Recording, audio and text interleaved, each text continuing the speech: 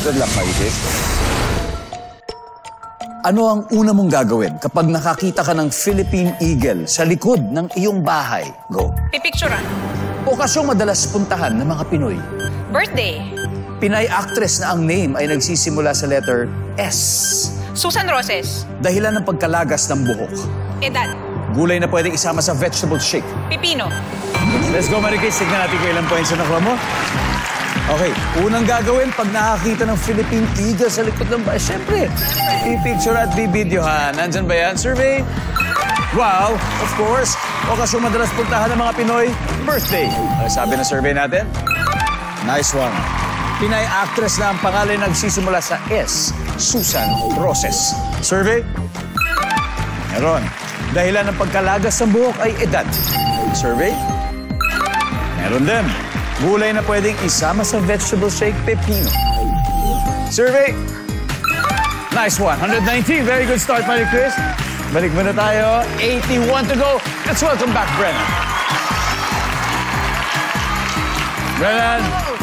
Okay. May good news ako, okay? Ang iyong teammate ay nakakuha ng 119 points. So, ibig sabihin, 81 to go.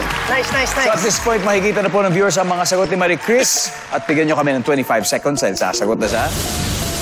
Kaya mo to. Let's see. Ano ang una mong gagawin kapag may nakita ka ng Philippine Eagle sa likod ng bahay mo? Subukan kong huluhin or kunin. Okasyong madalas puntahan ng mga Pinoy. New Year's?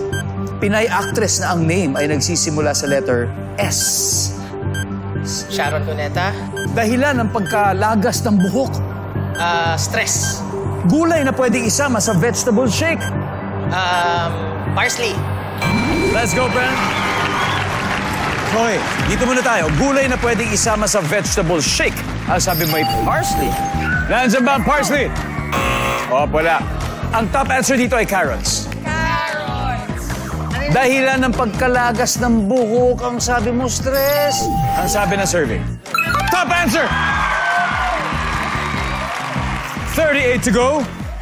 Pinay actress na ang name ay nagsisimula sa letter S. Ang sabi mo, Sharon Cuneta. Ang sabi ng survey. Top answer! 7 to go. Okasyong madalas puntahan ng mga Pinoy, ang sabi mo'y New Year. Ang sabi ng survey. Wala. Ang top answer obviously ay birthday. Ano ang una mong gagawin pag nakakita ka ng Philippine Eagle sa likod ng iyong bahay? Huhulihin. Pero ano yung intensyon ng panghuli? Siyempre, pag hinuli mo, kung mahuhuli mo, i-report. I-report dapat. mo. Para, kasi endangered species. Correct. Tama yan, tama. Linawin natin yan. Hindi yung huhulihin para gawing pet. Alagaan. Hindi ganun. Ha? Para i-report. Yes. Ang sabi ng survey dito ay...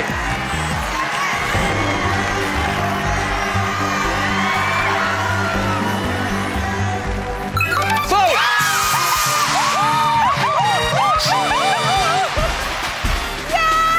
Ang top answer ay pipicturan or i-video.